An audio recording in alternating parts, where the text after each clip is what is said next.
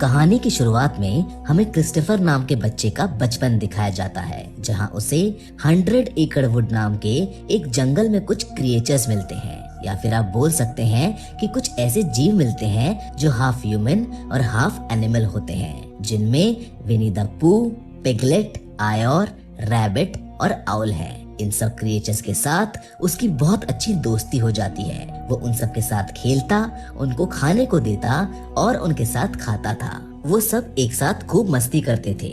उन सबको अब एक दूसरे की आदत हो चुकी थी, जहाँ क्रिस्टोफर भी उनसे प्रॉमिस करता है कि वो उन्हें कभी छोड़कर नहीं जाएगा और हमेशा उनके साथ रहेगा। पर एक दिन कुछ ऐसा होता है कि क्रिस्टोफर को अपनी आगे की एजुकेशन को कंप्लीट करने के लिए उन सबको छोड़कर वहाँ से जाना पड़ता है। पर क्रिस्टोफर उन सब से एक प्रॉमिस करता है कि वो उन सब से मिलने आता रहेगा, पर वो ऐसा नहीं करता है क्योंकि वो उनसे कभी मिलने वापस जाता ही नहीं है। वो सब क्रिस्टोफर को याद करते हैं। वो सब अब अकेले पड़ चुके थे और एक दिन जब वो सब भूख से बेहाल हो जाते हैं तो उन्हें मजबूरन अपने एक साथी आयोर को मारकर खाना पड़ता है, जिसके बाद से ही उनके अंदर की सारी इंसानियत खत्म हो जाती है। और इन सब के बाद से ही उन सब में इंसानों के लिए बहुत ज्यादा नफरत पैदा हो जाती है, जिसका दोषी वो सब क्रिस्टोफर को मानते थे और जिसके बाद से वो सब बन जाते हैं किलर्स जो इंसानों का शिकार करते थे।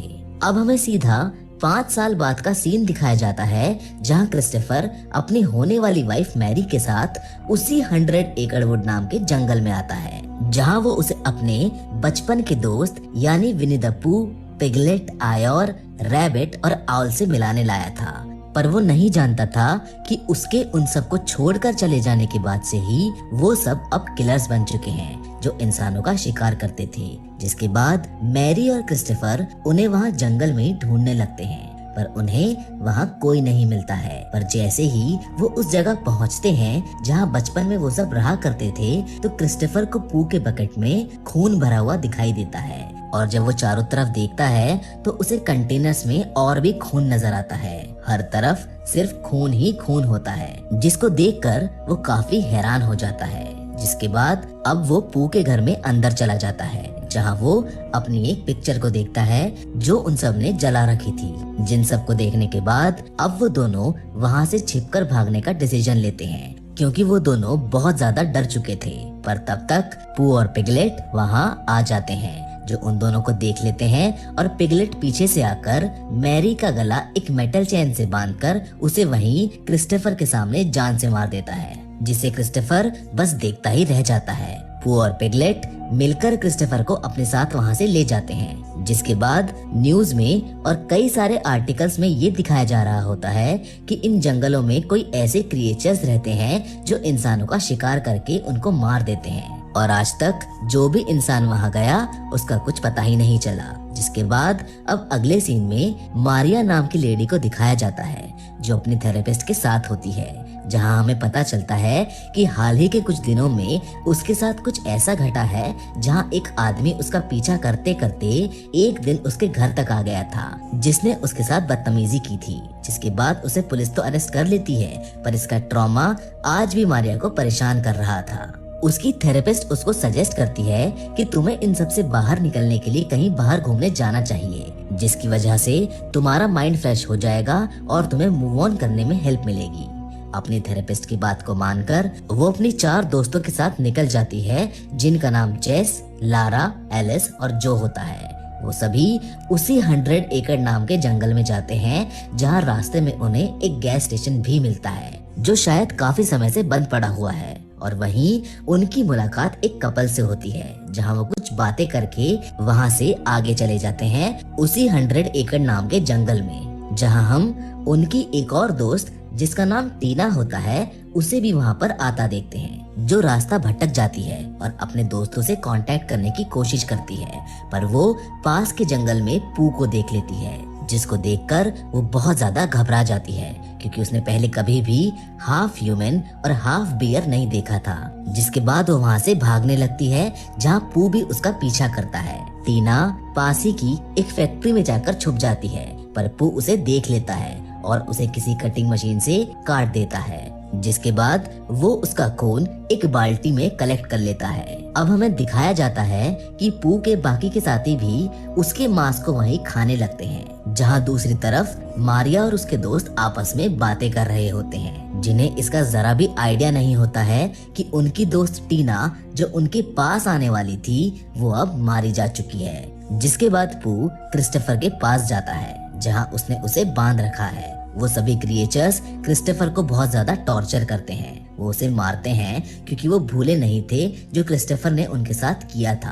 क्रिस्टोफर उन्हें छोड़कर जा चुका था, जबकि उसने उनसे प्रॉमिस किया था कि वो उन्हें कभी भी छोड़कर नहीं जाएगा, पर उसने अपना प्रॉमिस तोड़ा और वो चला गया, जिसके लिए क्रिस्टोफर उनसे बहुत माफी भी मांगता है और कहता है कि उसका जाना भी जरूरी था, प्लीज वो सब उसे माफ कर दे। पर ना तो पू और ना ही कोई और उसे माफ करने के लिए तैयार था, बल्कि पू तो बाकी सारी पुरानी बातों को याद करके और भी ज्यादा गुस्सा करता है, जहां वो अपने एक मरे हुए साथी आयोर की पूंछ से क्रिस्टोफर को मारने लगता है। उसके बाद वो उसकी होने वाली वाइफ मैरी के स्केलेटन को उसके सामने रखता है, जिसे देख क्रिस्टोफर की चीख निकल जाती है। जिसके बाद पू उसे उसकी होने वाली वाइफ के खून में डुबा देता है, जिससे ये तो साफ पता चल रहा होता है कि पू और उसके बाकी साथी क्रिस्टोफर से कितना ज्यादा नाराज हैं। जिसके बाद अब पू मैरी की डेड बॉडी को लेकर कहीं गाड़ने के लिए जा रहा होता है, पर रास्ते में जाते वक्त उसे कहीं से म्यूजिक की आवाज आती है, जो उसी घर से आ रही होती है जहां मारिया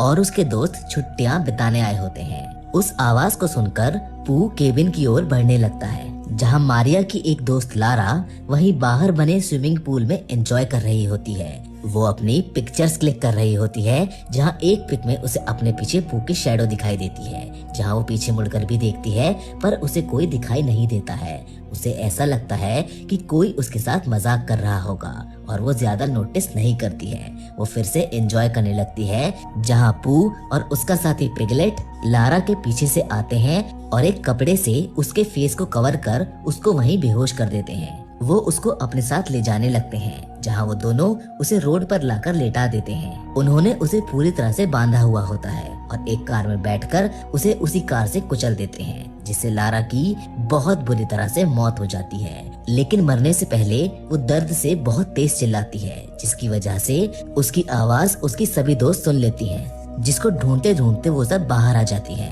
वो सब बाहर लारा की लाश देखते हैं, जिसको देखने के बाद वो सब बहुत बुरी तरह डर जाते हैं। जिसके बाद वो सब वापस उसी घर की तरफ भागने लगते हैं, जहां वो केबिन में आने के बाद चारों तरफ देखने लगते हैं। वो बहुत डरे हुए हैं, जबकि पू और पिगलेट वहीं केबिन के आसपास ही उन्हें ढूंढ रहे होते हैं मारने के लिए। जिस बीच मारिया की तबीयत अब इस सबसे बिगड़ने लगती है। जेस उसको ऊपर वाले रूम में लेकर जाती है और उसे शांत करने की कोशिश करती है। वहीं दूसरी तरफ एलिस और जॉय घर के सभी दरवाजे बंद कर देती हैं, पर तब तक देर हो जाती है क्योंकि पिगलेट वहां आ जाता है और उन दोनों पर हमला करने लगता है। एलिस तो उसके हमले से वहीं बेहोश होकर गिर जाती है, पर जॉय स्विमिंग पूल में जाकर गिरती है।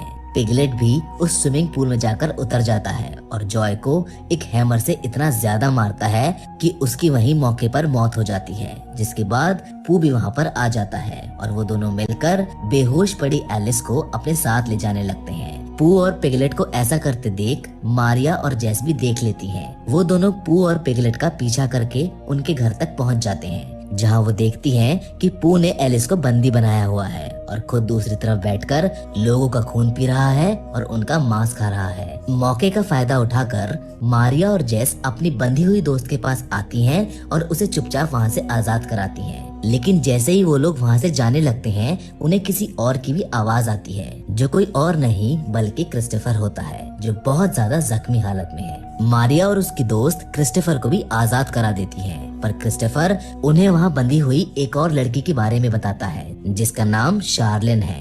क्रिस्टोफर उन्हें उसकी भी मदद करने के लिए कहता है। वो दोनों शार्लिन को भी छुड़ा लेती हैं, जिसकी हालत भी काफी खराब है, जो मारिया और उसकी दोस्त को पू और पिगलेट के बारे में बताने लगती है कि कैसे उन्होंने कितने लोगों को मारा और उन्हीं में से एक शार्लिन का हस्बैंड भी होता है, जिसका बदला वो उन दोनों से लेना चाहती थी।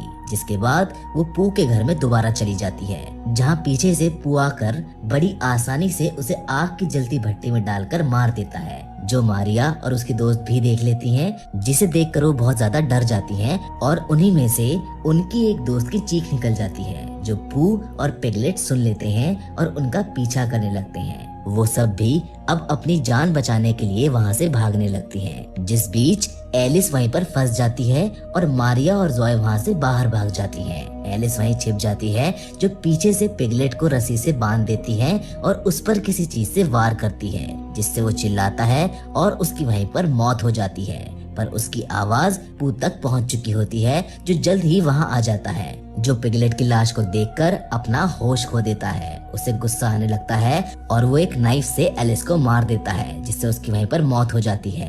अब दूसरी तरफ हमें जेस और मारिया को भागते हुए दिखाया जाता है, जो भागते भागते जंगल के बीचों बीच एक सड़क पर आ जाती हैं, जहां उन्हें सड़क पर एक कार दिखती है, जिनमें कुछ लोग भी होते हैं, जिनसे वो मदद मांगने लगती हैं और उनके साथ जो हुआ वो सब उन लोगों को बताने लगती हैं। पर उन्हें उनकी बातों पर यकीन नहीं होता है। लेकिन तभी उनके सामने पू खुद आ जाता है, जिसको देखकर वो सब शॉक हो जाते हैं। जहां मारिया और जेस तो उनकी कार में जाकर बैठ जाती हैं, पर वो सब पू पर हमला कर देते हैं। लेकिन पू बड़ी आसानी से सबको मार देता है, जिसे ऐसा करते देख कार में बैठी जेस और मारिया बहुत ज्यादा डर जाती हैं और पू को उसी कार से कुचलने का सोचती हैं। पर पू कार पर चढ़ जाता है, जिससे उनकी कार क्रैश हो जाती है। कार क्रैश होने की वजह से मारिया तो बेहोश हो जाती है, लेकिन पू अपने साथ जेस को ले जाता है और मारिया के होश में आने का इंतजार करता है। और जैसे ही मारिया होश में आती है, वो उसके सामने जेस की गर्दन उखाड़ देता है, जिसको देखकर मारिया बहुत ज्यादा डर जाती है। अब मरने की बारी मारिया की थी, जिसको मारने के लिए पू आगे बढ़ता है, लेकिन तभी पीछे से क्रिस्टोफर एक कार से पू को टक्कर मार देता है, जिससे पू दो कारों के बीच में फंस जाता है, जहां वो कुछ सेकंड्स के लिए बेहोश भी हो जाता है।